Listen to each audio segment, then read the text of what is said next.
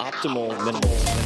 At this altitude, I can run flat out for a half mile before my hands start shaking. Can I answer your personal question? Now would seem an appropriate time. What if I did the opposite? I'm a cybernetic organism, living tissue over metal endoskeleton. Ferriss Show. This episode is brought to you by Audible, which has the largest selection of audiobooks on the planet. I've used Audible for many years, and I have several audiobooks to recommend right off the bat if you're looking for a new one. Ready Player One by Ernest Cline. You may have heard of it. The Tao of Seneca by Seneca, if you want to hear my favorite collection of letters of all time, as well as The Graveyard Book by Neil Gaiman, which is a fiction book I use to reintroduce nonfiction purists to the beauty and truth and enjoyment of fiction. The Graveyard Book. It is incredible. And I like the version that Neil reads himself, but the entire ensemble cast is also fun. Audible members get a credit every month, good for any audiobook in the store, regardless of price, and unused credits roll over to the next month. So if you didn't like your audiobook, no problem. You can exchange it, no questions asked. Plus, your books are yours to keep. With Audible, you can go back and re-listen anytime, even if you cancel your membership. And for some books, again, Graveyard Book by Neil Gaiman, I've listened many, many times. You may even just start over as soon as you finish it the first time. Audible also helps you to listen to more books by letting you switch seamlessly between devices, picking up exactly where you left off, whether it's on your phone, through your car, from a tablet, or at home on an Amazon Echo, whatever. You can get through tons of books, hands and eyes free, while doing almost anything. So that is part of the beauty of audio. It is a secondary activity when you're walking the dog, cooking, whatever it might be. Audible content includes an unmatched selection of audiobooks, original audio shows, news, comedy, and much more from leading audiobook publishers, broadcasters, entertainers, magazine and newspaper publishers, and business information providers. Maybe that's what I am, a business information provider. And right now, Audible is offering listeners of this podcast a free audiobook with a 30-day trial membership. So check it out. Go to audible.com/Tim and browse the unmatched selection of audio programs. Download a title free and start listening. It is super simple. Go to audible.com/Tim or text Tim to 500-500 on your telephone to get started today. Check it out. This episode is brought to you by Inktel. And I've used them personally. Ever since I wrote the 4-Hour Workweek, I've been asked over and over again how I choose to delegate tasks, how I do 80-20 analysis, and so on. At the root of many of those decisions is a simple question, actually two questions. Number one, how can I invest money to improve my quality of life? I use that in investing as well. The second, how can I spend a little money or moderate money to save significant time? Inktel is one of those investments. They're a turnkey solution for all of your imaginable customer care needs. I used Inktel during the launch of the 4-Hour Body, which was very, very involved, and they provided 24/7 customer service for my Land Rush campaign because it was critical for me to take care of every person who purchased my books and participated. This allowed me to focus on the things that I am better at, my strengths, like the marketing plan that we'd worked on for 6 months, implementing that. Inktel trains their experienced customer service reps to know your business and your products inside and out and make your customers raving fans. They answer more than 1 million customer service requests every year, and they can do so across all platforms, including email, phone, social media, text, even chat. Leaving your customers with poor service or just mediocre service, which, by the way, in a competitive pool is a huge liability. Long wait times or unanswered messages carries a massive cost and risk to your business. Inktel removes the logistics and headaches of this type of communication, allowing you to focus on your strengths and grow your business. It can be a real competitive advantage. And I see many, many e-commerce companies and tech companies thinking of customer service as a good enough checkbox or an afterthought. And just like Airbnb used design in innovative ways to be a competitor and to win, you can do the same thing with customer service. So as a listener of this podcast, you can get up to $10,000 off. That's a big discount. $10,000 off your startup fees and costs by visiting inktel.com/Tim. So check it out. For more info, go to inktel.com, inktel.com/Tim. Hello, boys and girls. This is Tim Ferriss, and welcome to another episode of The Tim Ferriss Show, where it is my job to deconstruct world-class performers to tease out the habits, routines, etc. that you can use in your life. And this episode is a 4 or 5 for the price of 1, which is free, but 4 or 5 for the price of 1 because my guest is none other than Doris Kearns Goodwin, who can be found at Doris Kearns Goodwin. That's Kearns, DorisKearnsGoodwin.com. Also on Facebook and on Twitter at Doris K. Goodwin. Who is Doris? Well, let me begin with some background. Doris's interest in leadership began more than a half century ago as a professor at Harvard. Her experiences working for LBJ in the White House and later assisting him on his memoirs led to Lyndon Johnson and the American Dream. She followed that up with the Pulitzer Prize-winning No Ordinary Time, subtitle Franklin and Eleanor and the Home Front in World War II. She then earned the Lincoln Prize for the runaway bestseller Team of Rivals. And for those of you who don't recognize that book title, you might recognize it as the basis for Steven Spielberg's award-winning film Lincoln. And she then won the Carnegie Medal for The Bully Pulpit, the chronicle of the friendship between Theodore Roosevelt and William Howard Taft. Her newest book is Leadership in Turbulent Times. And I love this book because it goes all the way back to the very beginning and looks at how the 4 presidents she studied most closely, Abraham Lincoln, Theodore Roosevelt, FDR, and LBJ, how they found their footing. It goes all the way back to their first entries into public life, and we encounter them at a time when their paths were filled with confusion, uncertainty, fear, and hope. How did they establish themselves as leaders? What did other people recognize in them? But also, how did they manage their lives day to day?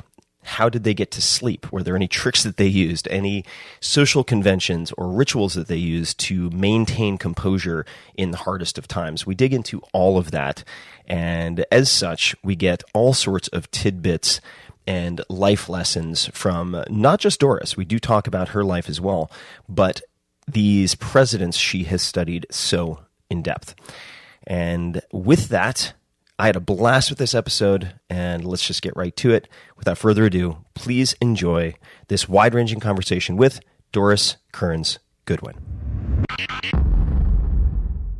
Doris, welcome to the show. Glad to be with you, Tim. I have been looking forward to this conversation and also very intimidated by this conversation in my prep and in doing all of my homework. So I'm going to apologize in advance to you and my listeners if I embarrass myself with my lack of domain expertise as we get into many different things. But I thought we could start with something that does not intimidate me, and that is some of your very early childhood experiences. I had read in the course of doing preparation for this conversation that your father was an optimist, and his optimism was perhaps the greatest or one of the greatest gifts that he gave you. Could you perhaps just set the scene and explain some of the circumstances, and then also what that meant to instill optimism in you? No, I do indeed feel like it was the greatest gift he could have given me.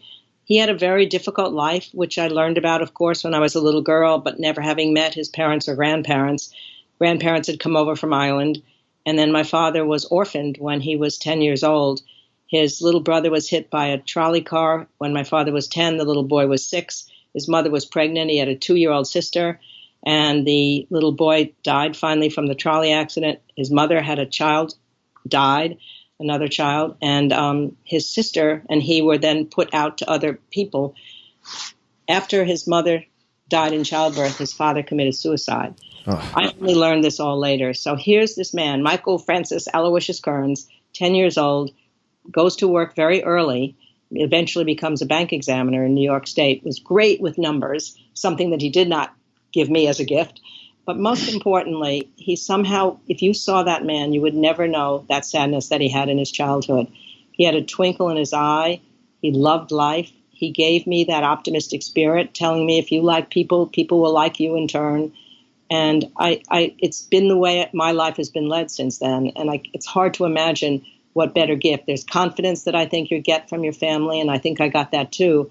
But the ability to just get through adversities with resilience and to have that hopeful feeling that things are going to turn out all right, even though sometimes they don't. You think they will again. It's sustained me through my whole life. Are there any particular examples that you can think of, or just approaches that you remember your father taking to coach you through difficult times or difficult experiences? I mean, when you were perhaps not at the peak of confidence, when you were suffering hardships, what approach would he have taken, or did he take? Well, I think, in small and large ways. I remember once I was in a concert at school, and we were singing Old Man River. And by mistake, instead of singing Old Man River, instead of saying, he's tired of living and scared of dying, I said, he's tired of dying and scared of living. And I was so embarrassed. And after I came out, he said, that was much deeper what you said. He's tired of living and scared of dying. Isn't that incredible? And then I felt great. And we went and had some ice cream. And then, of course, because I was such a huge baseball fan, I had to get through the failure of the Dodgers year after year after year, the Brooklyn Dodgers. And again, he just said, it will happen some year. And he made me feel that wait till next year will happen. But probably more importantly, my mother had had rheumatic fever as a child, so she had a damaged heart and really was an invalid for most of my childhood. And so he saw what I had to go through and what he had to go through, where she was not well. She had several small heart attacks. And again, he just got her through it, got me through it. And it all sounds so sad, what I'm saying, but my childhood, bizarrely, was not sad. And I think it had a lot to do with him. You also mentioned, and part of the reason for people listening that I'm asking these questions and I'm so interested in you as a person, is that you are such a keen observer, and that's reflected in your writing, certainly reflected in your speaking as well. And I'm interested in the formation of your character and strengths and so on. Baseball. You mentioned baseball. I don't know much about your background with baseball, but is it true, and I can't believe everything I read on the internet, so I certainly stand to be fact-corrected any time, that you were the first woman to be invited into the Red Sox locker room? Is that true? It is absolutely. Well, I don't know about the first woman to be invited in, but I was the first journalist to be invited. First journalist. I happened to be at spring training on the day that the order came down from the court saying that women journalists had to be allowed into the locker room to be able to do their job. So the owners of the Red Sox said, go in. So it happened that I was the first person to go in. And it actually is a Trivial Pursuit question in a New England Trivial Pursuit game. So it's a great pride to have done it. It wasn't that exciting, to be honest. I didn't see lots of guys in matters of undress because I was there, and I didn't even have to interview them. I just had to say, I was there. I'm okay. Have you always been as long as you can remember, an aficionado of baseball? How did that develop? I think in so many ways, my love of history came from my love of baseball. My father had grown up in Brooklyn and then moved to Long Island just before I was born, but still loved the Brooklyn Dodgers. So when I was only 5-6 years old, he taught me that mysterious art of keeping score while listening to baseball games so that I could record for him, like on a summer afternoon, the history of that afternoon's Brooklyn Dodger game. And then he would come home from work on the Long Island train at night, and I would recount for him with all my miniaturized symbols, the K for strikeout, getting the guy around the bases. I could tell him every play of every inning of the game that had taken place, and he made me feel I was telling him a fabulous story. So it makes you think, even as a little girl, there's something magic about history to keep your father's attention for so long. In fact, I'm convinced I learned the narrative art from those nightly sessions with my dad, because at first I'd be so excited. Before I went into this huge rendition, I would say, the Dodgers won or the Dodgers lost, which took the drama of this 2-hour telling away. So I finally learned you had to tell a story from beginning to middle to end. He made it even more special for me when I was 6. He never told me then that all of this was actually described in great detail in the sports pages of the newspapers the next day. So I thought without me, he wouldn't even know what happened to the Brooklyn Dodgers. So it really did, I think, teach me the importance of telling a story. In fact, much later, I read an essay by my heroine, Barbara Tuchman, and she said, even if you're writing about a war as a narrative historian, you have to imagine to yourself you do not know how that war ended. So you can carry your reader with you every step along the way, from beginning to middle to end, not being an all-knowing person that says, oh, they won this war. What's the drama if you already know that? So I learned that just trying to keep my father's attention and telling him the story step by step of what happened to the Dodgers that day. For those who don't know, who is Barbara Tuchman? Barbara Tuchman is a female historian, and I only mention female historian because she was a very important early female Pulitzer Prize-winning historian. And I read a book that she wrote, Guns of August, when I was in college, and it was so beautifully written. But more importantly for me, she was writing about battles and military stuff and things that you don't imagine that sometimes a woman might be so adept at. But more importantly, she was just a beautiful storyteller and writer. So as I met her later, but she became a mentor in my imagination, I think, when I was in college.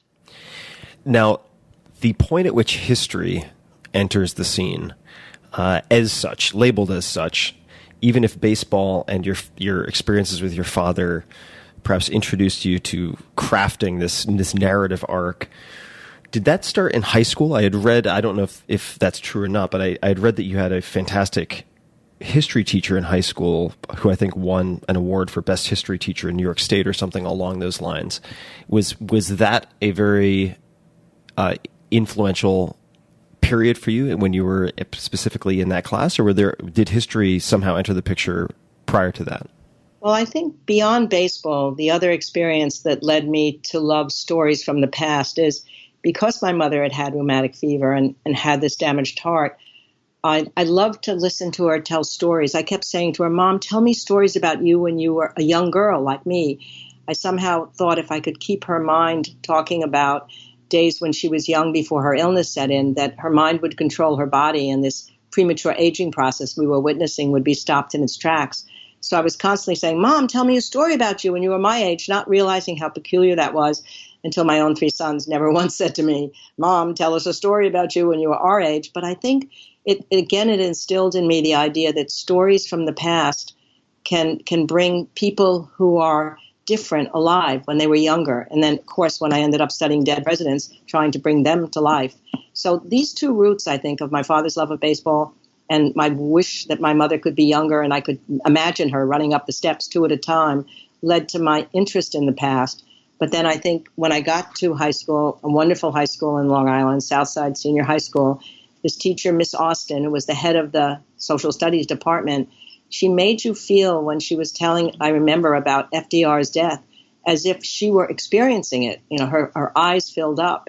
And she did indeed win an award as the best history teacher in New York State. So all of us benefited by having that chance to see history come alive. I love history so much now, and I just wish that every kid in school would have a teacher with that kind of passion, because whenever I hear kids say, oh, it's boring, it's just a bunch of facts. And I keep thinking, no, it's about people who lived before. They had drama in their lives. They went through tough times. Our country went through tough times. And the more you can learn from that perspective, just like learning from your parents or grandparents, you're learning from generations ago.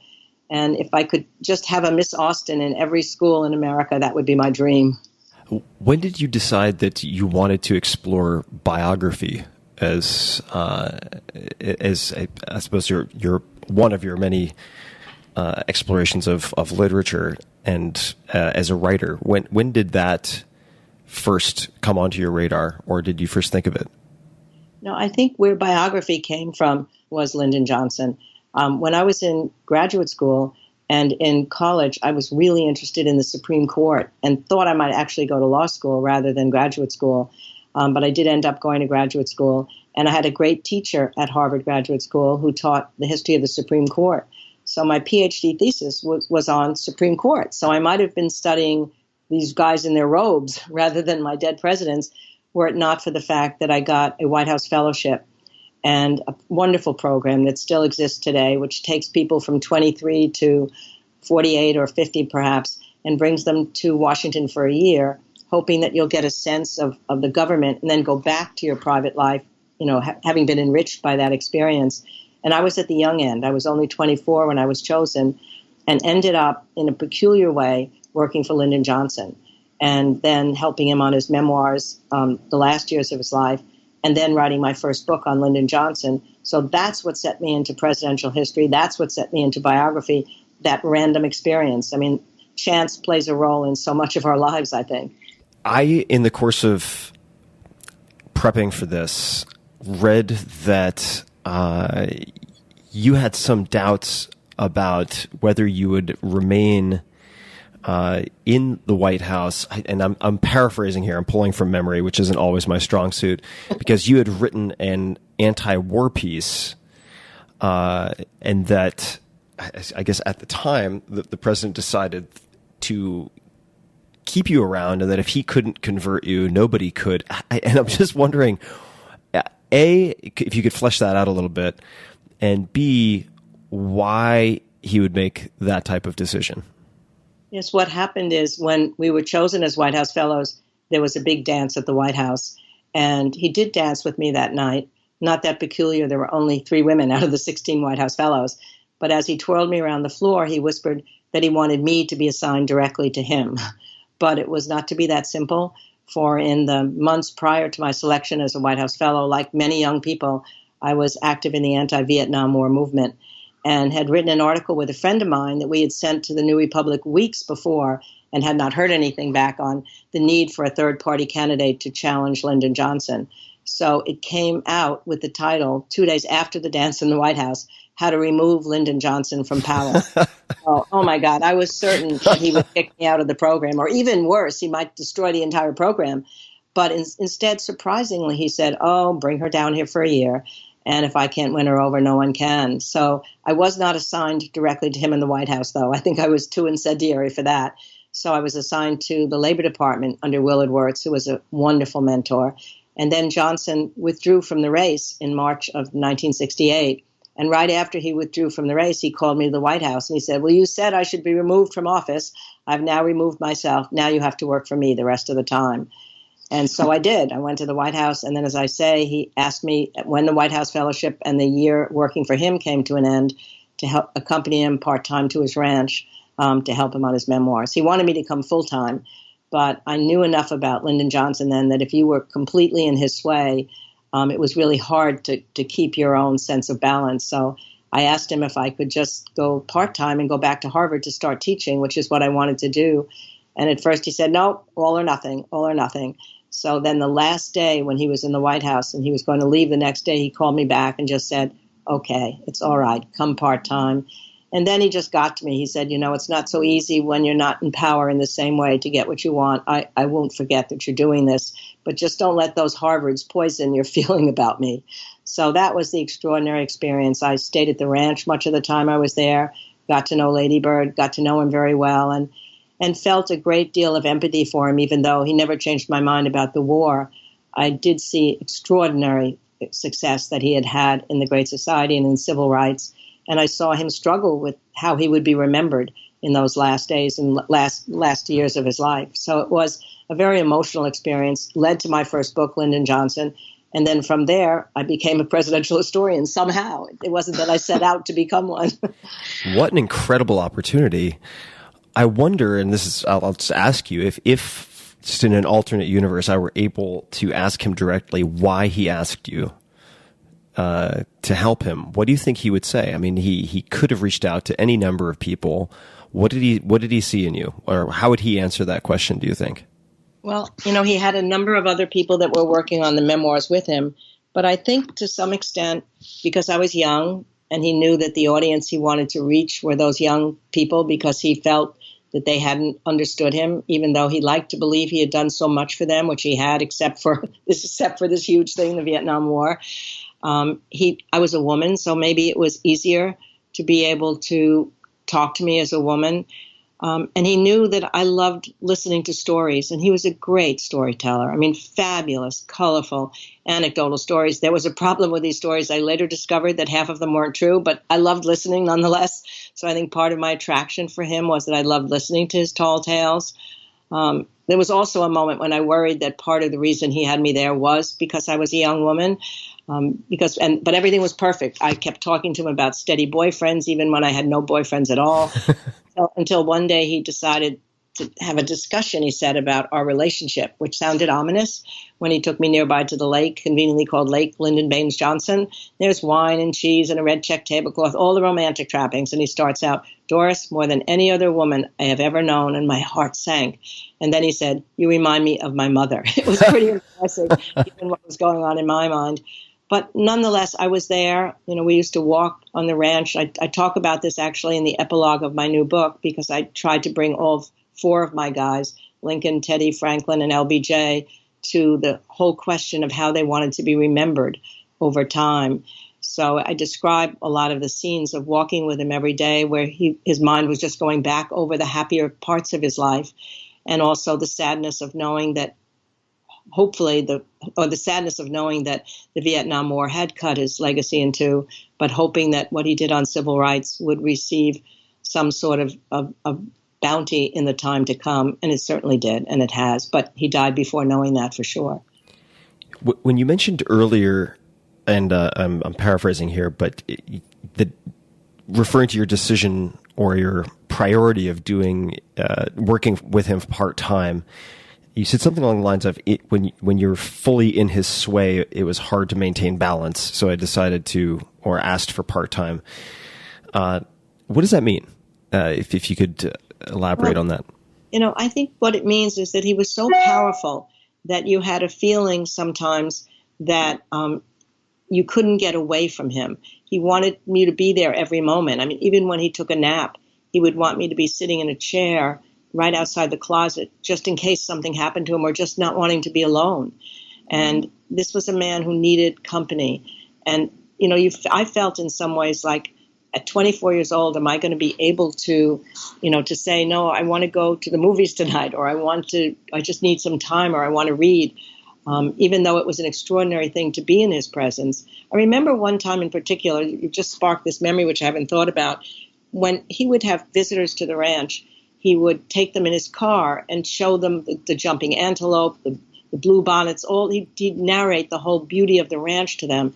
And when I was first working down there, I'd be in the front of the car with him. It could be an important person in the back, like Dean Rusk or something. And he'd say to me, look, Doris, look at the jumping antelopes. But then I remember one weekend I didn't go to visit him at the ranch.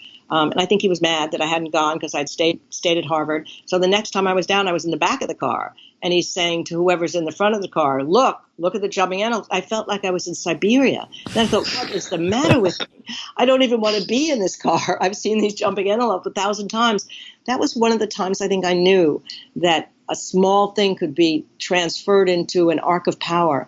And at least I had enough sense to think, as long as I've got myself back at Harvard and I can come on weekends, I can come vacations, it really was perfect. And I also wanted to be back teaching. That's what I had been preparing for. I got my PhD and I couldn't wait to teach.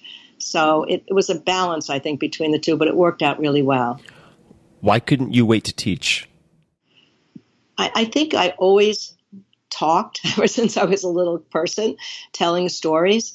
And I knew that if I could teach now the kids at Harvard, it was later than getting them in high school or elementary school, but at least then, if I could make them love history just as I had, that I would be doing something meaningful, because I thought in passing on that passion, and there could be 1 or 2 or 3 or 5 kids in the class that might end up really loving history, even if they didn't go into it. Maybe for the rest of their lives, they'd be reading history as their avocation, not their vocation, that I would do something that mattered to me. So, and I really loved teaching. I mean, I only stopped teaching when I got married and had my kids and couldn't teach and write and be with the kids at the same time.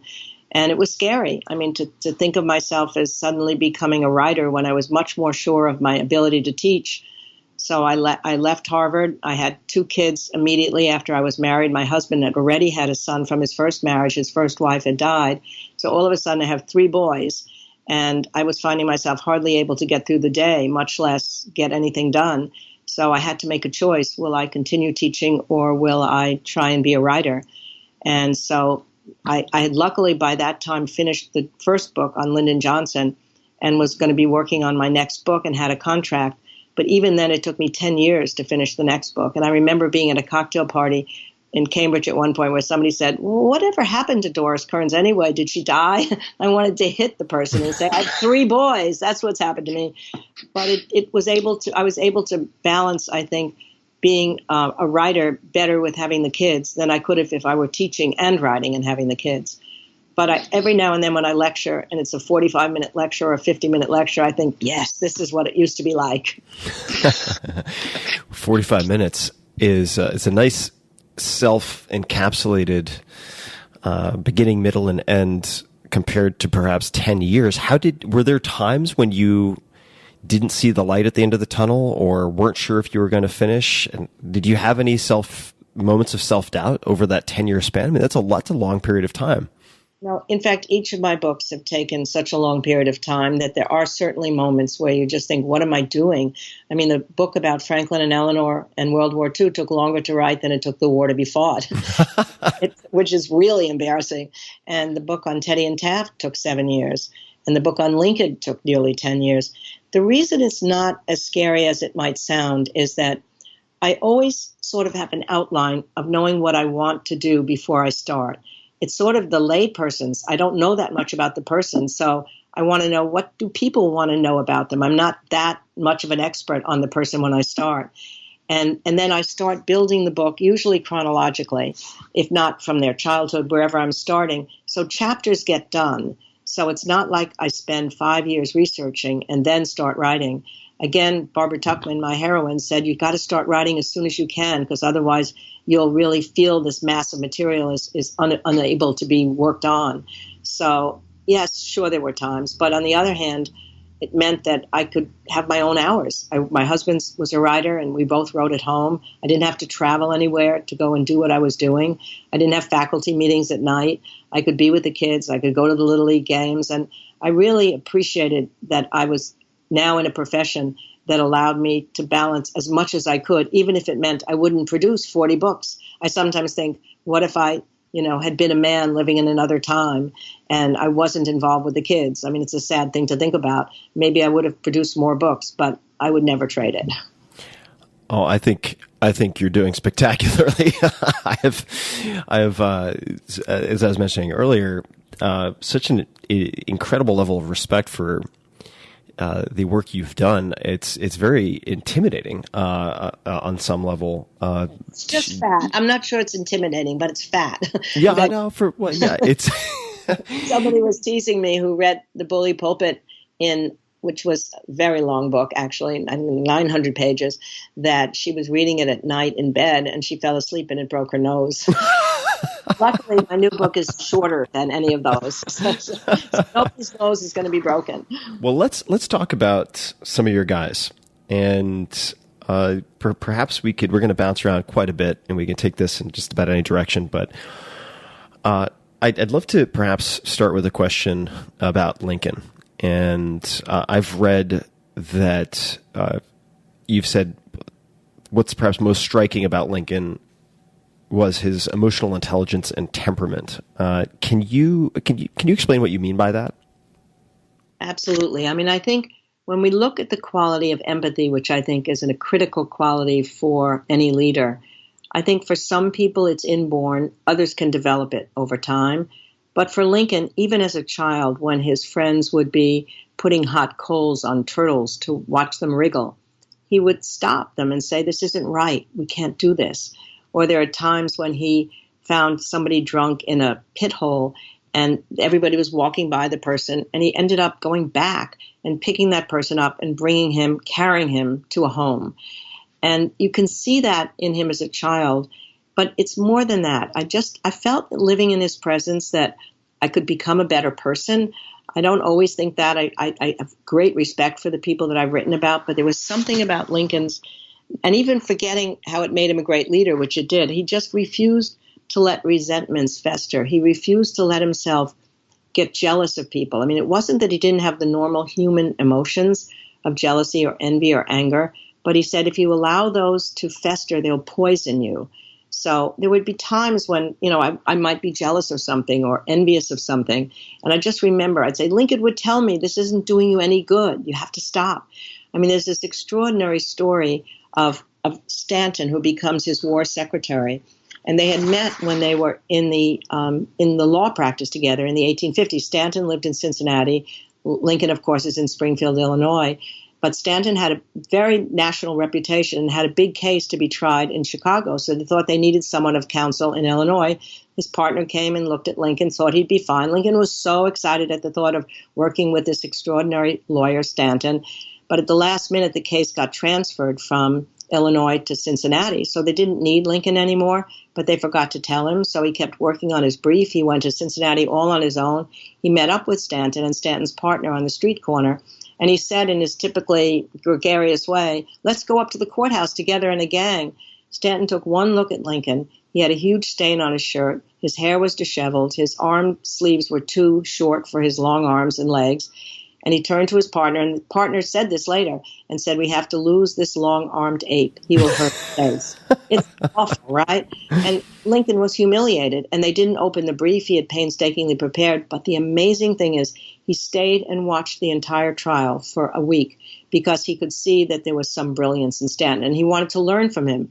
And he went back to Springfield, Illinois, and he said, "I still have to learn how to become a better lawyer." So he would stay up later at night. He'd get up earlier in the morning. He taught himself Euclid when he was on the circuit in Illinois. But much more amazingly, so after his first Secretary of War has had to resign, everybody comes to him and said the only person that can mobilize the North and mobilize the War Department is Edwin Stanton. He's tough. He can be a bully at times. He can be insensitive, but he's your guy. And somehow Lincoln was able to put that past hurt behind him and give Stanton that most incredibly important job. And Stanton came out eventually loving Lincoln more than anyone outside his family. Now that's a story that it tells everything you want to know about him. He said, "I don't care if somebody disliked me or liked me in the past, if somebody's been guilty of ill treatment or abuse of me, if they're right at this time, in this place, they're the right person for the time. I trust that I'll be able to bring out the best in them." And he did. It's really incredible to hear these types of stories. And I think that it's worth digging into perhaps some more examples. And I'd love to get your definition or how you think about temperament, because I've read you describing temperament as the greatest separator in presidential leadership, and maybe we could scratch presidential from that phrase. I don't know, but I think it was let me get this right. Oliver Wendell Holmes Jr. who said about FDR, right? Right. He has a second-class intellect but a first-class temperament. What does that mean to you? I think what temperament means really is your basic stance toward people, toward the world. If you have the kind of temperament that's got a certain base of confidence in it so that you can surround yourself with people who can argue with you and question your assumptions? Do you have a temperament that allows you to share credit when something goes well, to take the blame when something goes badly? Do you bring out the best in other people? Do you make them want to work because you have a common sense of mission? All of these are the basic way you treat other people. I mean, I suppose it is encompassed in emotional intelligence, but I think you're born with a certain temperament, but you also can develop a certain temperament over time. And I do think Oliver Wendell Holmes was right. I don't think he was right that FDR had a second-rate intellect. I think that's defining intellect by academic excellence. And he was a mediocre student at Harvard, a mediocre student at Columbia Law School, but he had an incredible problem-solving mind.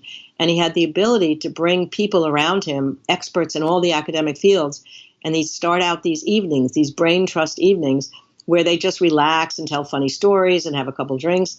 And then he would start questioning them. And he was an incredible questioner. And he could bring out, it was almost as if he was excavating their brain. And whatever he heard by verbal thing, he could remember. People remember in very different ways. I mean, Lincoln remembered when he read. He had an extraordinary memory that if he read something over and over again, it would stick in his brain like a poem or a piece of Shakespeare's drama. FDR learned by listening to other people. And once he had the story in his own mind, he could then tell it to somebody else. So that's intelligence is of a different sort, I think, than just doing well on a series of exams when you're in school. And if we're looking at, say, attributes versus skills that are developed, or the nature versus nurture aspect of some of these abilities, or the temperament, as you mentioned, if we look at, say, and I think I'm getting this right, the Lincoln quote, your opponents today may be your allies tomorrow. Was he always that way, or is that something that he developed over time and became better at?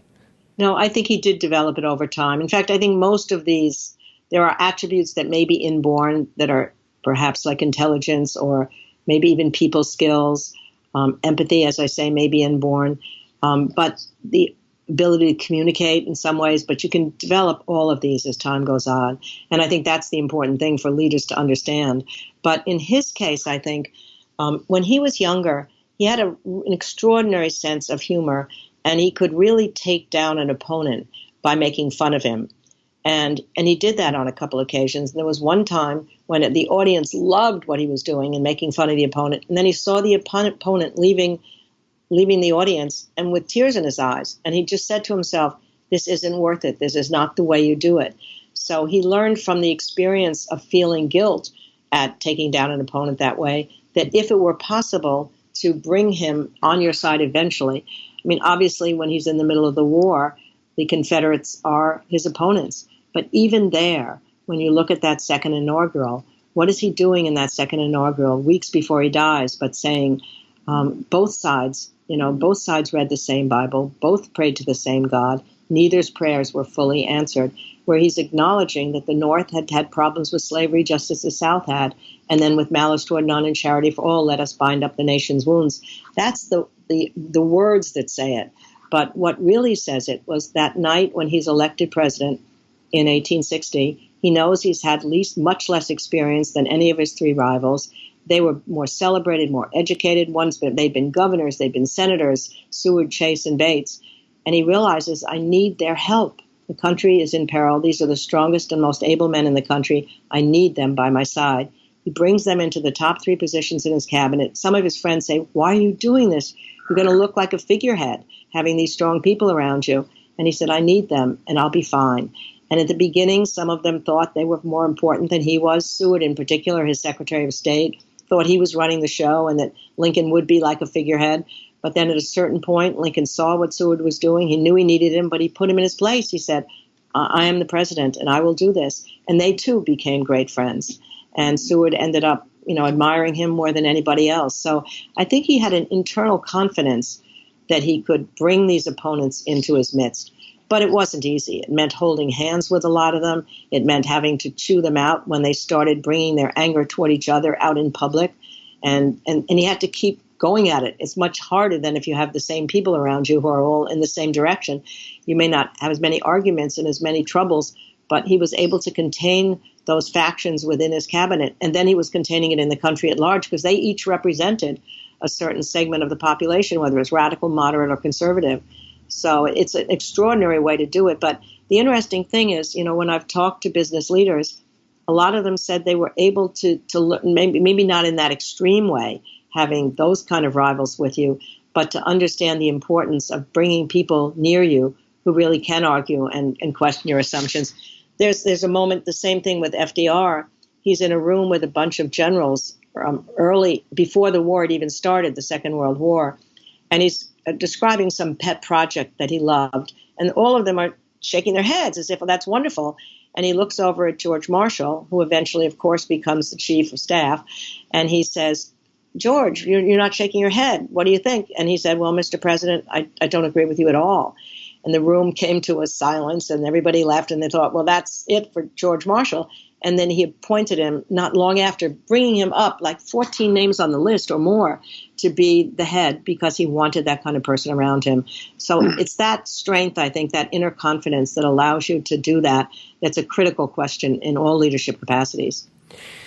Do you have any people you surround yourself with who will speak truth to you, or who have wildly divergent opinions or political perspectives? I mean, is that something that you have proactively built into your life, or did you just have people already surrounding you who offer those opportunities to hear dissenting opinions?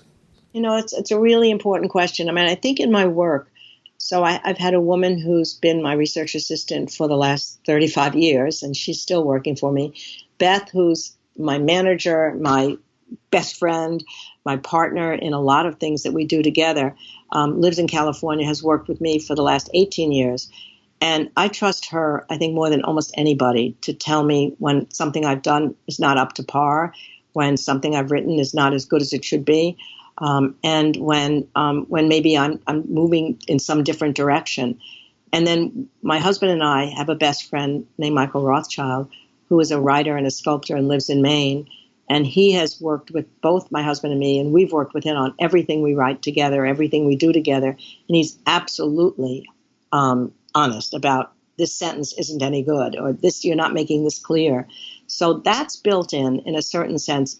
I'm not sure that I did it on the purpose, but they are the kind of people, Beth and Michael, and my husband, of course. My husband read every single thing I've written and not only edited them, but would tell me when I was going off in a direction that really wasn't right. I remember when I was working on the book on the Kennedys, and I'd always been interested in medical history because my sisters were both nurses, and my brother-in-law was a doctor, and because of my mother's medical history. So John Fitzgerald, Rose Kennedy's father, had gone to Harvard Medical School for a year, and I thought, oh, this is great. I can write a whole chapter on the state of medicine in the 1880s. And then my husband looks at it and he says, but he dropped out of medical school and he became a politician. Why are you doing this?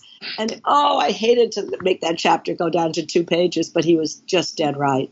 But the other thing that happens that builds in dissent is that we live in Concord, Massachusetts, and ever since the kids have been grown, and the kids are now joining us because they live back in the town, which I can talk about later. But anyway, we go out every night to eat in a bar. There's 2 or 3 bars in Concord that the whole gang of us goes to one night, one the other night, and the next one the next night. And in that group of people, there are Trump supporters, there are radical people, there are moderate people, and we argue and talk about politics. And I think it's really important for me to be able to listen to those other sides when I'm going to be talking on television or thinking about today, as opposed to thinking about the past. Let's say you're having one of those group conversations. You're at a restaurant/bar, so there may or may not be alcohol involved. There may be. If things get heated, how do you or other people in the group, are there any particular phrases you use or interjections you use to cool things a little bit if they start getting too ad hominem or too heated? And I guess what I'm stretching for here is, if there are any tools or phrases, approaches that people might use to create environments where a group like that can actually communicate and hear each other's opinions without it devolving into a verbal fistfight. Yeah, and obviously, all over the country right now, it's a difficult situation where in some places you go in bars and they won't even put the news on because they're afraid it will rile the people and make them unhappy. So it's not been easy discussions, not only this time, but we've had a tribal feeling about Democrats and Republicans for some time now, through Obama, through Clinton, through Bush. And I guess the best thing is, as long as you can just ask the people, why do you feel that way? Or what makes you, what parts of him do you like? Or do you like this part of what he's saying or not that?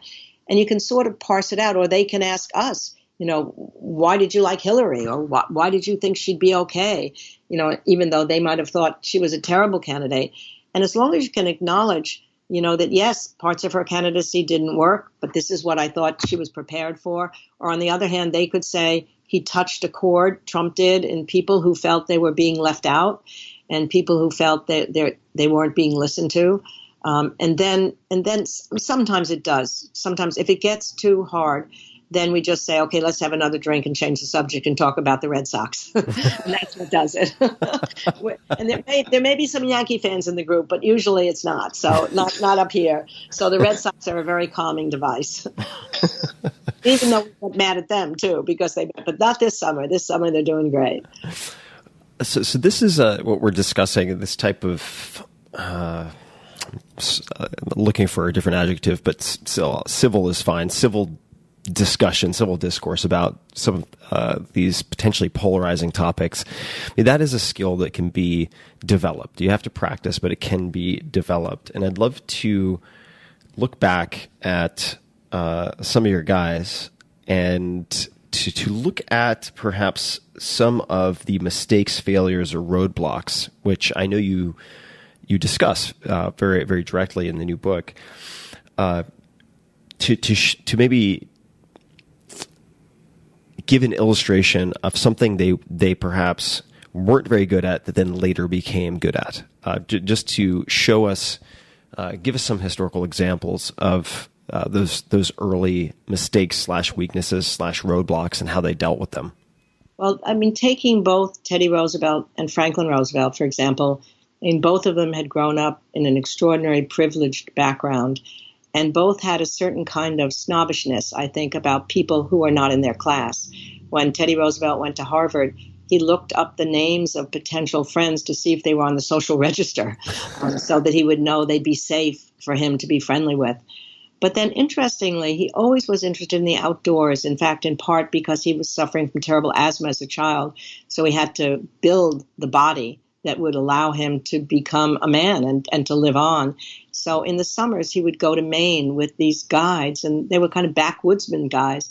And he just loved being with them, and he loved asking them about their lives. He had always been interested and curious in other lives through literature, but now he was seeing them. They knew the woods. They knew things he didn't know. And all of a sudden, the fact that he read more books than they did seemed less important. But even so, when he first got into the state legislature, he was a fiery kind of character, and he went after a judge who he thought was corrupt, and he pounded his desk, and he said terrible things about him, and he got a swelled head when the judge was undone by the newspapers. And then he realized that he'd become so self-important that he thought the Democrats on the other side were terrible people. He wasn't dealing with them, that only he knew what was right. And as he said, I rose like a rocket, and then I fell to the ground. And he finally decided that you had to compromise and collaborate and be with other people and learn from them. So, and FDR similarly, when he first got into the state legislature, he did very well at the beginning. He was organizing a group of people, and he thought that the Tammany bosses were all bad people. And then he began to see, my God, they may be doing some corrupt things, but they also are helping people in the cities. The people who vote for them do it because they come to their funerals. They get them food. They get them fuel. And he moderated his kind of approach to politics. But that's the thing that, what Teddy said at one point was the great thing about being a politician, more than if he had chosen another field, and I'm not so sure it's true today, but it was then. He said, a man who takes an active part in the political life of a great city is going to be meeting all sorts of people as a result. And that's what he called fellow feeling, which he said was essential for any democracy. He said that by going to places that he normally wouldn't go, he went to tenements, he was a police commissioner, and he roamed the slums at night. He was a civil service commissioner, so he understood what it was like to take an exam and want to have a job for that kind of clerkship. He was in the army. He had fellow soldiers that he was leading, and he lived with them in the same kind of tent. All of that broadened his experience that he would not have had as a child. And by the time he reached the presidency, he had what he called that sense of civic life being marked by understanding other people's points of view. It's the very thing that's missing in our country today. He said a large part of the rancor of political and social strife arises from misunderstanding by one section or one class. They're so cut off from each other that they don't appreciate each other's passions and prejudices. And because he had spent time in the West, where he went after his wife and his mother died on the same day in the same house to escape his depression, he saw cowboys. He was a cowboy. And it's that breadth of experience that I think all leaders need to. It can come through curiosity. It can come possibly through reading, but it comes through meeting people of different sections and different places. And that's what politics in the best sense can do. But today, I think they're much more narrowed down to the people who agree with them, and they don't have that same broad experience that they used to. Let's say that there are people in government listening to this podcast, and I do know that there are a number of senators who subscribe to the podcast and various policymakers. What are some recommendations you would have if they want to develop that broader perspective? Are there any particular actions you might suggest, any particular habits that, based on the historical accounts in your research of these larger-than-life figures, that they could, in the current day, somehow incorporate to develop these types of attributes that we're talking about? I do believe there are. I mean, think about it. Lincoln used to have ordinary people come into his office in the morning and just talk to him about what they wanted. They wanted a job. This is the days before civil service. And he'd listen to their family discussions. He'd listen to why that clerkship or that postmastership would matter to them. And after a while, his secretaries, Nicolay and Hay, said to him, Mr. President, you don't have time for these ordinary people. He said, you're wrong. I must never forget the popular assemblage from which I have come. So Teddy Roosevelt took whistle-stop tours on a train 6 weeks in the spring and in the fall, and he went to places where he'd been defeated as well as places where he had won. And then he would stop the train at the local station and listen to newspaper editors, who would be criticizing something he was doing. He'd be talking to ordinary people. You have to get out of the office. I mean, FDR was not able, because of his paralysis, to go around the country as much as Teddy Roosevelt was, but he sent Eleanor, his wife, 200 days a year. She would be going from one New Deal project to the other, seeing which ones were working, which ones wasn't, bringing him back stories of people who were hurting during the Depression, the stories that he needed to really work. And LBJ, if you look at the way he dealt with the Congress, why was he so brilliant in getting the two sides of the aisle together? Because in the first 6 months of his presidency after JFK died, he had every single congressman over in groups of 30 to the White House. They would then start with drinks together, and then Lady Bird would take the spouses in those days on a tour of the mansion, and then they would sit and talk. And then he would call them up at 6 in the morning. He'd call them at noon. He'd call even a senator at 2 a.m. He said, "I hope I didn't wake you up, but I just need your advice." And then the senator says, "Oh, no, I was just lying here looking at the ceiling, hoping my president would call." But nothing beats spending time with different people and not letting your day get filled up just with the colleagues and the people in the government itself. I mean, FDR said when he was putting over the papers to the FDR library, the first presidential library, he said, "There's millions of papers here of government talk to one another, but the ones I value the most are the letters from the people who are telling me their stories and their opinions of me and what I should do differently." And those are the ones that I hope people will read as time goes by. So maintaining that connection, whether it's a leader and their company and their shareholders, or whether it's a president and their constituencies, and keeping that sense of understanding and connection directly. That's why FDR was so terrific on the radio, because he made people feel when he was communicating with them that he was talking to them individually.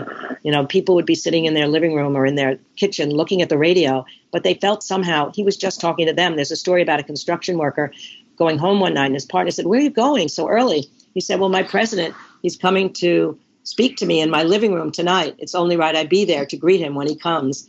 It's that sense of keeping that connection. The higher up you go, the more likely it is to narrow the numbers of people that you see. And all of these people reached out across those barriers to keep fresh. Even when Eleanor Roosevelt came back from her stories, what the people were feeling in the country, they would always have dinner the first night, so the story would be fresh, not repeated over time. You mentioned Eleanor. You also mentioned Lady Bird Johnson.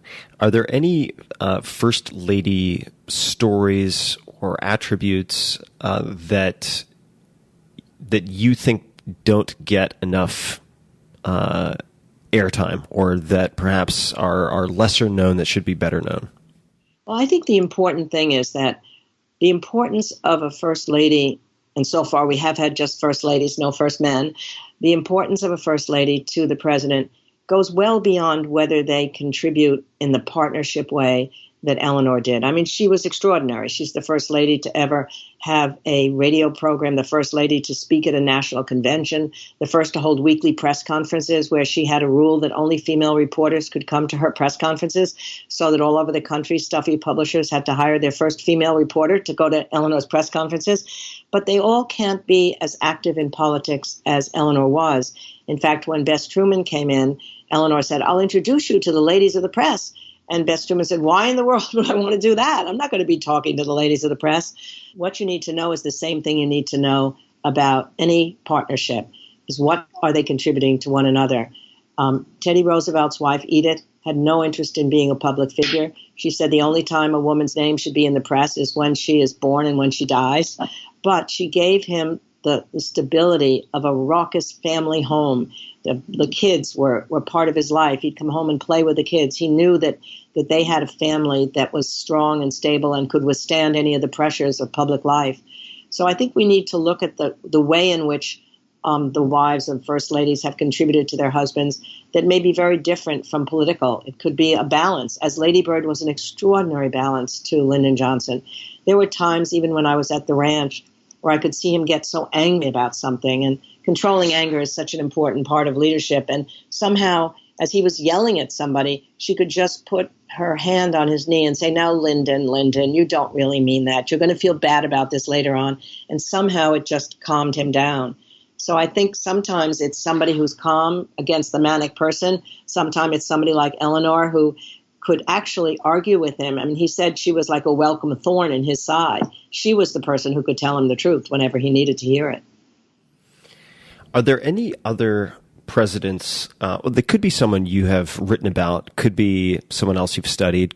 Doesn't even have to be a president, a leader, let's just say, who strikes you as particularly underrated or overlooked. And it doesn't have to be one. Could be more than one. Well, there's leaders that I don't know about. That's what's amazing. Even though I taught a course on the presidency for years at Harvard, I don't really know a lot of our presidents. In fact, right now I'm involved in possibility of a miniseries on George Washington. And I can't tell you how little I know about George Washington, which is really embarrassing. But I'm so excited because now I'll be able to live with him. I'll wake up with him in the morning and think about him. I'm not writing about him. It won't be quite as intense as it would be, but helping as a consultant on this documentary. So I don't think he's underrated, though. I think people know about him.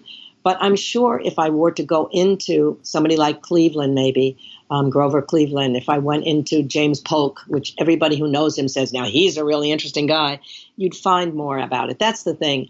When you study somebody, you get interested in them. And the fact that they reach the presidency usually means that there's some ambition there. There's some desire, hopefully, to do something for the country. There's some resilience because they've all been through something. So they become human beings, and then you realize that maybe they're underrated as a person because of their judgment in history. The way presidential historians judge people can often be difficult. I remember I happened to be at a dinner at the White House in 1997. So it was before Monica Lewinsky happened to Clinton. But there'd been a presidential historians poll that came out that day that ranked him sort of in the middle. And he was so angry through the dinner. He just kept talking about it. I, unfortunately, was sitting next to him as a presidential historian.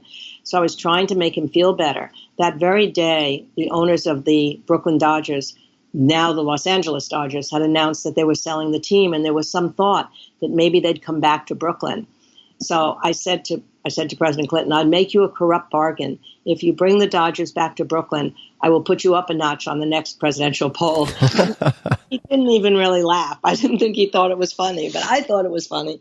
Anyway, just mentioning that business, though, of Lyndon Johnson and having anger, controlling anger is such an important part of leadership. And some of my guys were so much better at it than others. I mean, Abraham Lincoln had this wonderful ritual that I think you can develop, where when he got angry with somebody, he would write what he called a hot letter to the person, releasing all his anger. And then he'd put the letter aside, hoping he would cool down psychologically and never need to send it. The famous case of that is when General Meade failed to follow up with General Lee's army after the victory at Gettysburg, despite telegrams saying you can't let Lee's army escape. He did let Lee's armies escape, and Lincoln was so upset about it that he wrote a long letter saying, I'm immeasurably distressed. You didn't do what we asked you to do. Had you done so, the war would have come to an earlier end. But then he realized, oh my God, he's still in the field. This will paralyze him. He puts the letter aside, and it's never even seen until the 20th century when his papers are opened, and a raft of these kind of letters exist, never sent and never signed. So after the book Team of Rivals came out, a CEO wrote me and he said, thank God for Lincoln's hot letters. He had written an email to a subordinate thinking that the subordinate had done something wrong. And then he decided, I think I'll just put this in draft instead of sending it. And he found out the next day that he'd been wrong about the information. So that's one way to get through with anger. FDR had his own way. He would write drafts of speeches. Say his fireside chats would go through 5 or 6 drafts before they would be done. And if he was angry at a congressman over a particular incident, he would call out the person by name in the first draft. He'd call him a traitor to his class, a terrible guy. A new young speechwriter came along and said, I can't believe he's going to do this. This will look terrible. The older speechwriter said, just wait till the second draft. By the second draft, the congressman's name was gone. By the third, the negative adjectives were gone. By the final draft, all was sweetness in life. But he'd gotten it all out of his system by doing that. So figuring out ways to get that anger out in a way that's not going to hurt the person directly and hurt your own leadership is something that my guys were able to do. Lyndon Johnson, less able to. When he'd be angry, he would go, for example, to somebody's desk. And if the desk was clean, he'd think, oh, my God, the guy's not working hard. If it was messy, he'd think he's disorganized. and then when he got angry, he would just start yelling at the person right there. And then he'd feel bad. And he might send, a present to them the next day. But so much better if you can release that anger in a different way. Stanton, Lincoln's war secretary, came by one day, and he was furious at a general. And so Lincoln said to him, well, why don't you write to the general and tell him what you're feeling? And so Stanton comes back a few days later, and he reads him the thing, and he says, now, Stanton, what are you going to do about it? And he said, well, I'm going to send it, of course. And Lincoln said, no, you're not. Just throw it in the waste paper basket. And he said, but it took me 2 days to write. And he said, I know, and it did you ever so much good. You feel better now. That's all that's necessary. Just throw it away. And so after a little more grumbling, Stanton did just that. And the interesting thing is when I interviewed President Obama for a Vanity Fair exit interview, I was talking to him about Lincoln's hot letters, and he had read Team of Rivals, but we went over it again. And I said, do you ever do that? And he said, what do you mean? Of course I do, all the time. I said, what do you mean? He said, I write dozens of letters and crumble them up and put them in the wastebasket. So that's a lesson one could learn. Pulling from that Vanity Fair piece, I wanted to ask you about this because at one point, and I think I have this right, you wrote at the beginning, preparing for this conversation today, I realized that it was 9 years ago that you first called me on my cell phone, quote, hello, this is Barack Obama. I've just read Team of Rivals and we have to talk about Lincoln. So a couple of questions. Did you know this call was coming? Was it blocked number and then someone saying they're Barack Obama? Did you believe that it was Barack Obama? Could you tell us a little bit about that phone call? Now, remember, he's just a candidate at this point, running way behind Hillary Clinton. But obviously he had been a star at that convention, so I had never met him, but I'd heard him give that speech because I'd been there covering it for television. But no, I can picture the room I was in my house when I just answered the cell phone and he said, this is Barack Obama. And I thought at first, is it really? But indeed it was. And what had happened is that he wanted to talk to me about the book, not because he was thinking of creating a team of rivals. He was so far behind Hillary at that point. He just was fascinated by Lincoln's emotional intelligence, how he could forgive these people in the past, how he could control his anger, how he could share credit, all those things. So I went to his Senate office building and talked to him about Lincoln. And then the interesting thing that happened is that when he then appointed Hillary Secretary of State, his chief rival, after he had won the nomination, actually, somebody asked him, a journalist said to him, would you really be willing to put one of your chief rivals into your cabinet, even if he or she had a spouse who could be a pain in the neck? Of course, it was meaning Hillary and Bill Clinton. And he then quoted Lincoln, and he said, the times are in peril. These are the strongest, most people. If she's the strongest, yes, I'll put her in. So then when he did, it sort of became a term, team of rivals. So when I went to the inauguration, covering it for television, and there was a party the night before where Hillary Clinton was, and teasingly she came up to me and said, you're responsible for my being Secretary of State. Of course, not me, but Abraham Lincoln. But yes, I think leaders do learn from each other. That's one of the great things about Harry Truman was that even though he was not college educated, he loved reading history and biography. And he learned from the leaders in the past. I mean, each one of them, I think, learns from each other. I mean, when I think about it, the book that I've written about Lincoln and Teddy and Franklin and LBJ, it's almost like a family tree because LBJ's hero was Franklin Roosevelt, who he called his political daddy. Franklin Roosevelt's hero was Teddy Roosevelt. In fact, he modeled his whole career on him. When Franklin was 28 years old and a law clerk, as I say, not having been a great student or even a great law clerk, he and the law clerks are sitting around and talking about what might happen to them in the future. And he said, I'm not going to be practicing law forever. I think what I'd like to do is to be a state legislator. And then I think I'd love to be Assistant Secretary of the Navy. He loved ships and he loved maps and he loved the Navy. And then maybe from that I could be governor. And then who knows, maybe I could be president. Exactly the path that Teddy Roosevelt had taken.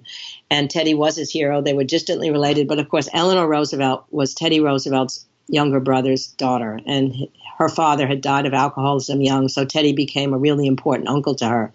So from the time that Franklin was young, meeting the family early on, and then from knowing Teddy Roosevelt as a young man, that was his hero.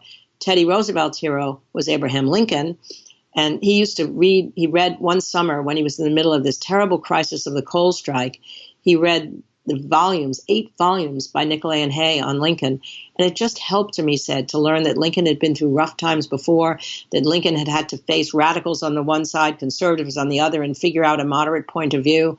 And in the middle of this coal strike, he's reading this book, and it gives him solace. And then, of course, Lincoln's heroes were the founding fathers and George Washington. So it shows how short the history of our country is, that you can encompass these 4 or 5 leaders in the whole history of the country who form a family tree. It is remarkable. It really is incredible. I mean, I think about, say, traveling overseas, and you find these buildings that are by not a small margin, so much older than the entire history of our country. It's really remarkable, and I'd love to come back to some of these habits, one of which we discussed, the hot letters, say, that Lincoln would write. Are there any other routines or habits, could be for anything, for forgiveness, sharing, or giving credit, or anything at all, that have stuck with you, that you find particularly interesting or unusual from any of the figures you've studied? Well, I think, one of the things that Teddy Roosevelt would argue was that procrastination was a mortal sin. So that if he knew he had to give a speech months away, he would start writing it that day, just so that he wouldn't have to think about, when am I going to start it? When am I going to start it? Even when he was leaving the presidency, he was supposed to give a speech in the Sorbonne after his year in Africa on the hunt that he went on, but he had already finished the speech before he went even on the hunt to Africa. And so there's so many times, even for myself, if I have something I really don't want to do, I at least start it so that I won't have to think, when am I going to start that thing? So that's a habit that I think he developed in his other people in the cabinet. Whenever they had to give a speech or go somewhere, they would all be preparing ahead of time and sharing drafts with one another, which they wouldn't have done if it had waited till the last moment. I think the most important thing, however, that they all figured out how to do was how to relax and replenish their energy, to find time to think and relax. I think about it in our 24/7 world. So many leaders or even regular people working in an organization feel, I can't take a vacation, or I have to take my email with me wherever I go. I can't find time to do anything else other than work. But think of these guys that I'm studying. They certainly had difficult situations. You had Lincoln having to deal with the Civil War. You have Teddy dealing with the Industrial Revolution and the huge gap between rich and poor that arises during that time, and big labor strife. You have, obviously, FDR with the Depression and World War II, and Lyndon Johnson with the Civil Rights struggle. And here they go. Lincoln goes to the theater more than 100 times during the Civil War, and people criticized him for it. They said, how can you go to the theater in the midst of all this? And he said, I've got to get out of politics and out of the war. And for a few hours when I'm watching Henry IV, I can imagine myself back at the War of the Roses. And I must have some relief from this terrible anxiety. It will kill me, and the theater is it. Or for Lincoln, when he told funny stories, he was a great storyteller. And he could tell stories to people who were around him, and they'd laugh. And when he would laugh, somehow he was whistling off his sadness. So humor, in a certain sense, was his way of dealing with anxiety.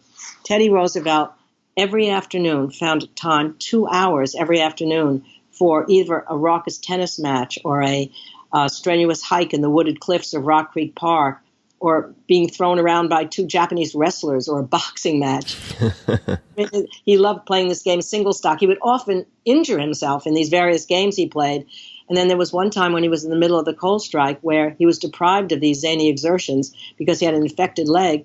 So he writes to the Librarian of Congress, and he said, I need some escape from all this. I want you to send me something on Mediterranean history or something on the history of Poland. And so in the middle of this coal strike at night, he says, and he writes back to the Librarian of Congress, and he said, it's been such a delight to drop everything useful, everything relating to my duty, particularly the coal strike, and spend an afternoon reading about the relations between Assyria and Egypt, which could not possibly do me any good, but in which I reveled accordingly. Franklin is the best. I think in some ways he's the best. So first of all, he loves having movies at the White House. He loves crossword puzzles. He loves his stamps. He loves looking at maps. He loved playing poker. He really, really knew how to relax. But the best thing he did was when he was in World War II, he had a cocktail hour every night And the rule was that you couldn't talk about the war. You could talk about books you'd read, you could talk about movies you'd seen, gossip about people, as long as the war wasn't mentioned. So for a few precious hours, he, like Lincoln, when Lincoln was at the theater, could relax totally. And after a while, this cocktail hour was so important to him that he wanted his closest friends and associates to be living on the second floor of the White House to be ready for the cocktail hour. So the White House became the most exclusive residential hotel you could possibly imagine. Harry Hopkins, his foreign policy advisor, came for dinner one night, slept over, didn't leave until the war came to an end. His secretary, Missy Lehand, lived with the family in the White House. Lorena Hickok, who had an emotional relationship with Eleanor, had a bedroom next to Eleanor. And the princess from Norway, in exile in America during the war, lived with the family on the weekends. And the great Winston Churchill came and spent weeks at a time in a room diagonally across from Roosevelt's. So when I was writing the book, I just imagined all these people in their bathrobes at night on the corridor of the second floor of the White House waiting for the cocktail hour, or having come from the cocktail hour and then being ready for bed, and wishing that when I'd been up there with Lyndon Johnson, when I was 24, I'd asked, where did Roosevelt sleep? Where was Eleanor? Where was Churchill? But I wasn't thinking in those terms then. So I happened to mention this on a radio program in Washington when No Ordinary Time came out. And it happened Hillary Clinton, then in the White House, was listening. So she promptly called me up at the radio station, invited me to sleep overnight in the White House so I could wander the corridor together with her and her husband and figure out where everyone had slept 50 years earlier. That's amazing. She invited me and my husband to sleep overnight, and we were given Winston Churchill's room, which meant there was no way I could sleep. I was certain he was sitting in the corner drinking his brandy and smoking his cigar. But with my map, we figured out, yes, Chelsea Clinton is sleeping where Harry Hopkins was, and the Clintons are sleeping where FDR was, and of course we were with Winston Churchill. So it was pretty exciting. That is amazing. Are there any particular routines, tools, anything that you use to rejuvenate or decompress yourself? You have an incredibly busy schedule, or you certainly, just based on the amount of work you put out, it would seem that you are certainly able to go. So what have you built into your schedule to help recharge the batteries? Well, the most important thing, I think, is that once it's time for dinner, I don't work late into the nights. I get up early in the morning. I can wake up at 5 or 5:30. I love getting up before everybody else is around, and I don't look at email until 7 or 7:30. If it's winter, I come downstairs and I have a fire that I can turn on, a fireplace. If it's summer and it's air conditioned, I put a blanket on myself, and the rest of the household hasn't awakened yet. So those are really precious hours to just read over what I'd written the day before, not look at email, not think of everything else I have to do that day. And similarly, by 6:30 or so at night, that's the end of work. We go out to dinner every night, as I was saying, and when I get to that bar with my friends, it has nothing to do with what I was doing that day. We're talking about the game of the Red Sox, or we're talking about politics, and it's totally taking me away to another channel of thought. And then because we've had season tickets for the Red Sox for the last 30 years, when I walk into the baseball game, I obviously became a Red Sox fan after the Brooklyn Dodgers abandoned me and went to Los Angeles, and I moved to Harvard and became a Red Sox fan, equally as crazy as I was as a Brooklyn Dodger fan. But once I walk into that ballpark, and I keep score still when I can there, I feel like I'm in another place, and I don't think and worry about what I'm doing. And then when I get home at night, I don't read history at night. I read mysteries. Somehow that's what I need to do before going to sleep, is to read some mystery. I don't know why, trying to put the pieces of the puzzle together, but just relaxing with a good mystery. So there are ways to do it, I think. I mean, the most interesting way of thinking about anxiety for my guys is FDR had all these ways of allowing himself to relax. He went on a fishing trip at one point, 10-day fishing trip in the middle of the crisis of Britain before we were in the war. And he came up with the whole idea of Lend-Lease on that fishing trip because he was away from the turmoil of Washington, where the bureaucratic structure couldn't figure out how to lend money or lend supplies to England because of Neutrality Act. So he comes up with Lend-Lease. Can you explain what that is? I'm going to admit my ignorance. I don't know what that is. No, absolutely. So what happens is that when Britain is already being bombed by Germany, and it's 1940, so we're not in the war yet. He knows that Churchill has run out of supplies. Dunkirk had happened, so their destroyers were killed. We need to somehow get our supplies and our weapons to England.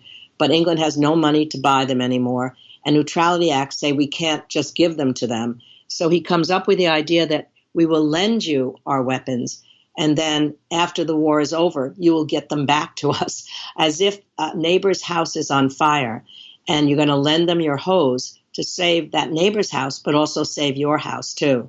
And then in return for giving the weapons, we got a lease on British bases all around the world. It was really a good deal, a good Yankee bargain. But anyway, it eventually gave us money for Russia. It gave us money for all of our allies, not just money, but supplies that were given to our allies all over the world because of leasing them rather than letting them buy it. So on this 10-day fishing trip, he comes up with the idea that he can just lend the weapons and then get them back at the end. And it's really leasing them rather than selling them or having them buy it. So it's a simple thing, but nobody could figure that out in Washington. But the thing that really struck me was that on evenings when FDR couldn't fall asleep, when there was unusual tension and the poker game didn't do it or the cocktail hour didn't do it, he had this ritual that helped him to fall asleep. He would close his eyes and imagine himself as a boy again at Hyde Park, standing with his sled atop the steep hill behind his house. And he would go down the hill until he reached the bottom and then slowly come back up again to the top. And then he'd go over and over again. It was his method of counting sheep. But the amazing thing is he's also liberating himself from the paralysis by this imagining. And in that way, he falls asleep. So, and what Teddy Roosevelt would do when he was anxious about an election, and this I've thought about a lot, actually, he would write letters to his friends and his family saying, don't worry, if I don't win this election, I've had the best life so far. I've had a first-rate run, and it would be selfish of me to think that if I don't win this one, everything is lost. And I've thought about that a lot, actually. I've thought about the fact that if I knew I were dying, and maybe this is a dramatic way of putting it because he was just worrying about losing an election, but that I'd hope that it would give me solace to think, I've really had a good life, and I felt like it was what I wanted it to be, and I can't control that it won't go on any longer, but I can look back on that, just like Teddy looked back on his life. And I thought about it so much in these last months because my husband had got cancer this last year, and he was incredible during the whole time. I mean, he's still, even though he couldn't enjoy food anymore because of the radiation that he went through, couldn't have his trademark cigars anymore, he went out every night with us to our regular bar dinners, even though he was being fed by a feeding tube during the day so that he would get the nourishment he needed. And I actually learned how to do the feeding tube. I couldn't believe that I learned that. I was so afraid of my technical abilities, and I had to face that fear and somehow do it. But in the days before he died, all of our friends came to visit him because he was in hospice at home. And somehow magically he woke up when people would come and he had something to say to them, something funny or something serious. And then he would go back to sleep and then wake up again. But in so many days before that, he would say, he didn't necessarily know he was dying right then, but he knew that he had cancer and that the radiation hadn't worked. And there was no sense of talking about death. He was still working on a book that he hoped to finish. But he kept saying, I love this town. I love what's happened to our life. Our kids are great. How lucky we are. And I just hope I can say that at the same way he did. It made me less nervous about dying to watch the peacefulness of the way he handled it. And there was an extraordinary moment. I can't believe I'm really talking about all this right now, but I've somehow gotten into it, where the last thing he said to me, he just looked at me and he had this incredible light in his eyes. Everybody said it was almost like magic. And he just said to me, you are a wonder. I mean, I will take those words with me the rest of my life. So I just hope I can be as peaceful and loving as he was as he faced his own death. Thank you so much for sharing that. I don't know how I got into all that, but it had something to do with anxiety and how you go to sleep at night. Yeah, the gratitude and appreciation that you're describing on so many different levels. First and foremost, I'm sorry for your loss. I can't even imagine what that would be like. But I thank you for sharing that.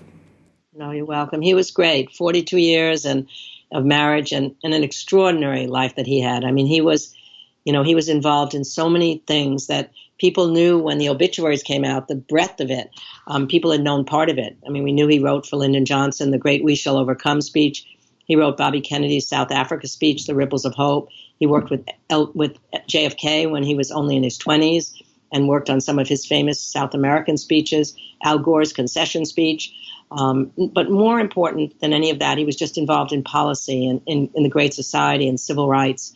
And then he was in the quiz show investigation, and that was made into a movie because he was the young guy who discovered that those quiz shows, when you weren't even born, those quiz shows were corrupted. And then he wrote a play about Galileo and Pope Urban VIII that was put on in London and in Boston. It was such a wonderfully broad life, and he was a great guy and a great husband and father to our kids. Our kids adored him. I feel like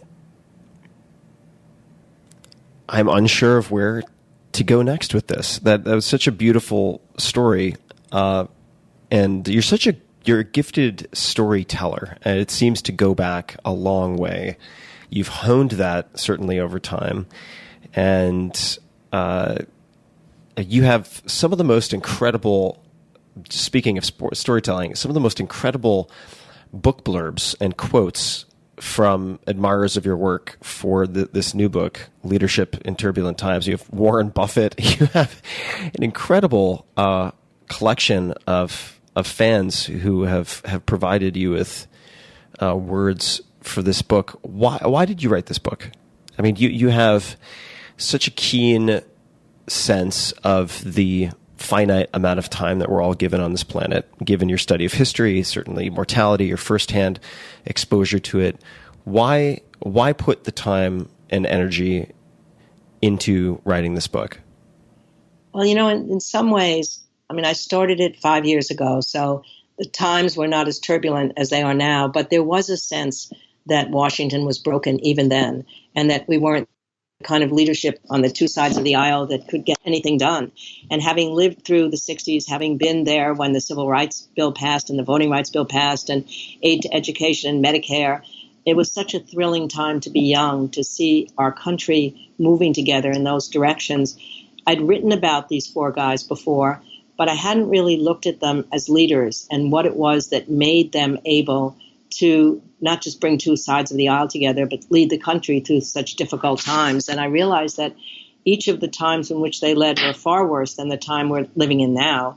So that if we think this is the worst of times, history will tell you, no, we've had more turbulent times before, and we got through them when you had the right leader fitted for the right time. I mean, they all had different leadership styles. They wouldn't have been fitted to be in the other time, possibly. So it's not just a matter of the constellation of traits you have. It's whether or not those behavioral patterns fit the challenges of the moment of the time. But I think what I really wanted to do was just to understand how they became leaders. I mean, we see them as iconic figures now. They're Mount Rushmore, there's monuments. And I was giving a talk to a group of college students, 4 or 5 years ago, and one of them raised their hands and said, but how can I was talking about leadership lessons from the White House, but how can I ever become one of them? It's too far removed. So the way I start the book is when each one of them is running for office the first time. So they're not formed yet, and they're not going to necessarily succeed.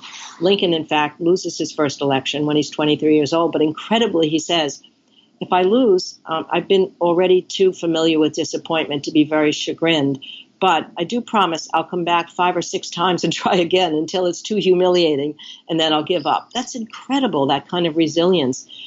Teddy Roosevelt, they all suffered adversity. And I guess I was interested in that too, maybe because of my personal history of my mother dying when I was 15, my father dying when I was in my 20s, so that I had encountered death at an early age. But all of these people went through terrible adversity. Lincoln had a near suicidal depression when his word was no longer his bond. He had broken his engagement to Mary, and he was humiliating her by doing so.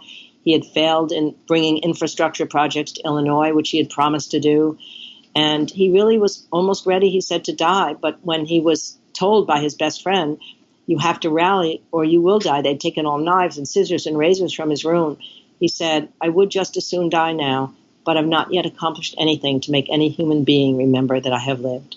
So that was his lodestar. That carried him through everything, all the losses that he had. He tried for the Senate twice. He lost. He finally wins the presidency, and then he has the Civil War in front of him.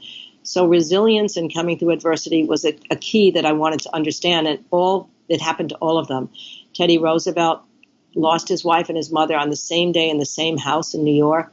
His wife was pregnant, having a child. The mother, only 49, had come to take care of her. The mother got typhoid fever and died. and the wife died in childbirth on the same day in that house. And he was so depressed, he left the state legislature. He went to the Badlands. He said he had to be on his horse 15 hours a day. He could outride black care, depression. But more importantly, he found solace in nature. He found solace in the West and became a different kind of leader because he understood the West as well as the East. And he came back and then went on to this extraordinary political career. But it taught him, he said, that you don't build your resume little by little. He had always thought before he had a pattern worked out, and no longer did that pattern seem. So he said, I'm just going to take whatever job comes that seems really interesting to me because it may be my last job, because he now had a fatalism about life. So his friends say, why are you becoming civil service commissioner? Why are you police commissioner? This is below you. He said, no, I want to do these things. And if it's my last job, so be it. And then, of course, most importantly, FDR. I mean, what he went through when he contracted polio and was paralyzed from the waist down, it allowed him to emerge more warm-hearted, more connected to other people to whom fate had dealt an unkind hand than he would have been before that. You know, he said if you learn humility through something like the polio and the paralysis. He said if you spent 2 years trying to move your big toe, which is frozen, and you finally move it and you celebrate it, then the pressures of the presidency are not going to get to you. What he did at Warm Springs by bringing his fellow polios, as he called them, to enjoy life again, not just to rehab themselves in the Warm Springs pool, but he would have wheelchair dances. They'd play games in the soccer games or badminton games in the pool. He made them learn to live life again, even with the affliction of having been paralyzed.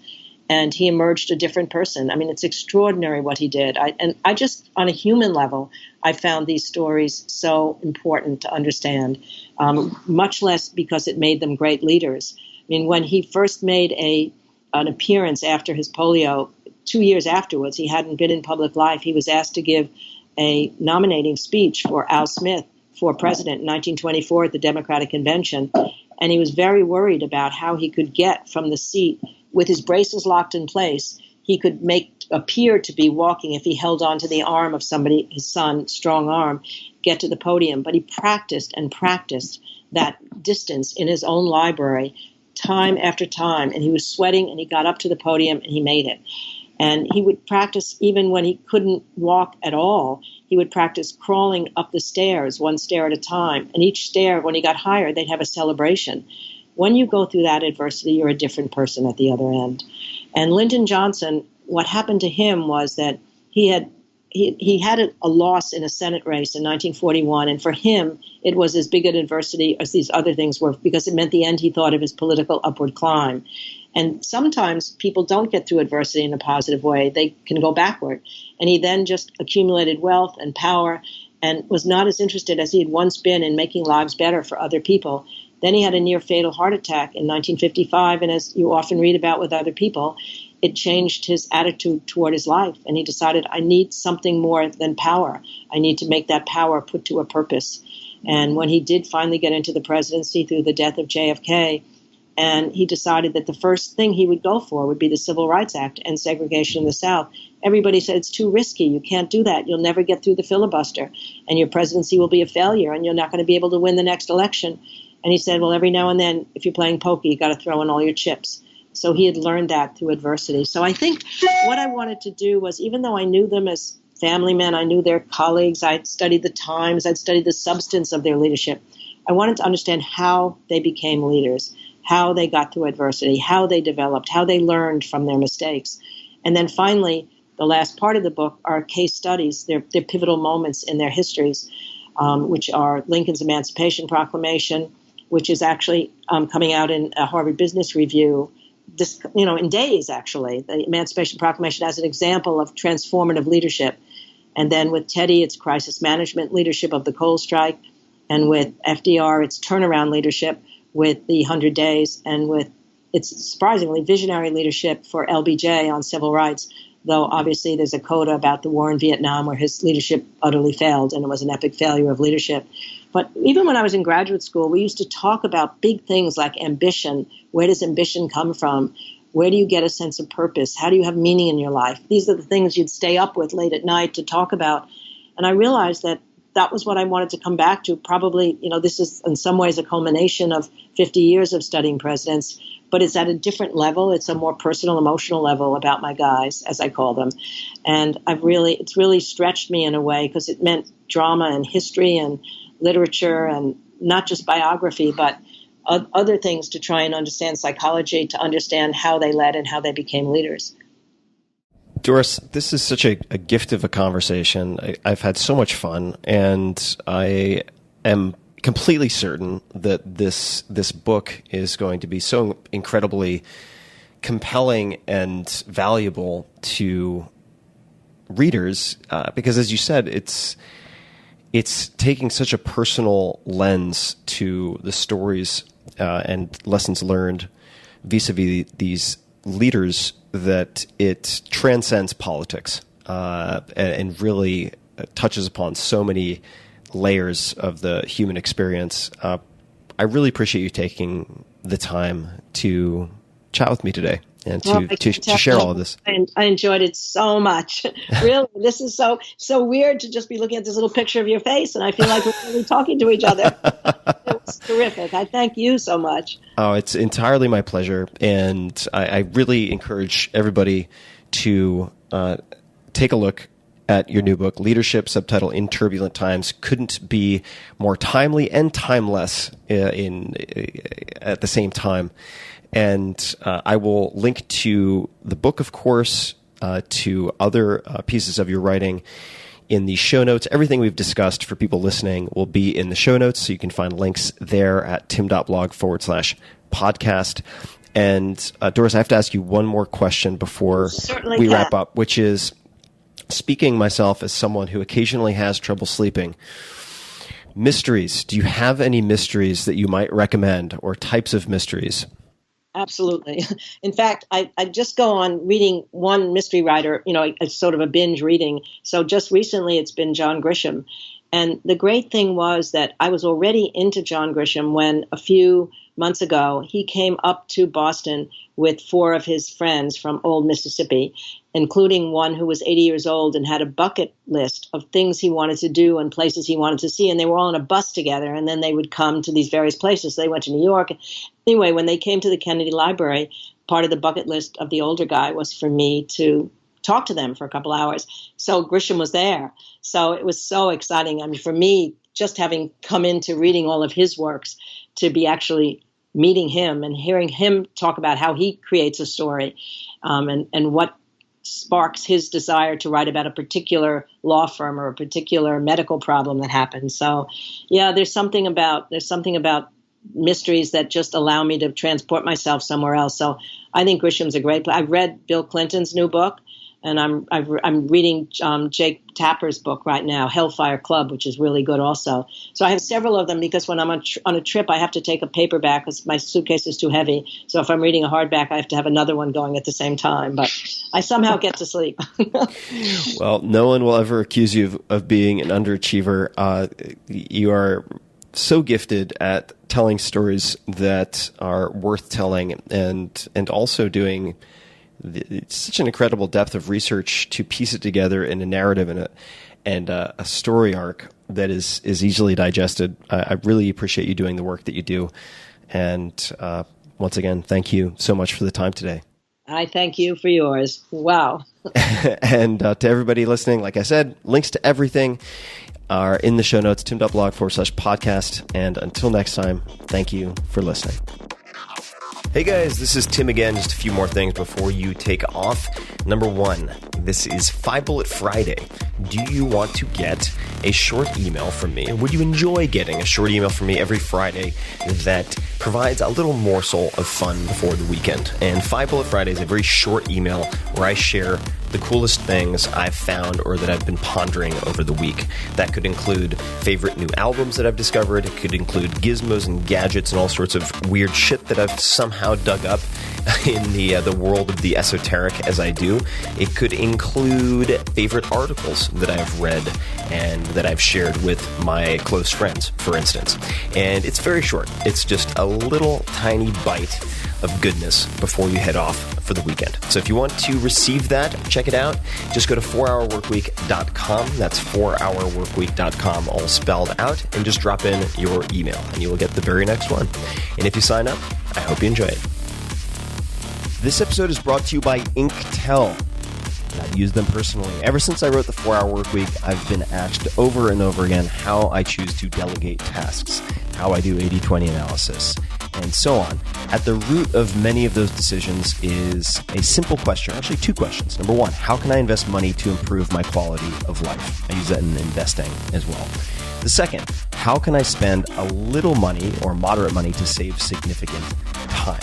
Inktel is one of those investments. They're a turnkey solution for all of your imaginable customer care needs.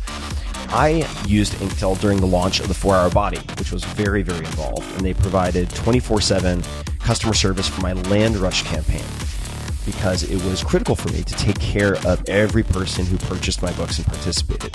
This allowed me to focus on the things that I am better at, my strengths, like the marketing plan that we'd worked on for 6 months, implementing that. Inktel trains their experienced customer service reps to know your business and your products inside and out and make your customers raving fans. They answer more than 1 million customer service requests every year, and they can do so across all platforms, including email, phone, social media, text, even chat.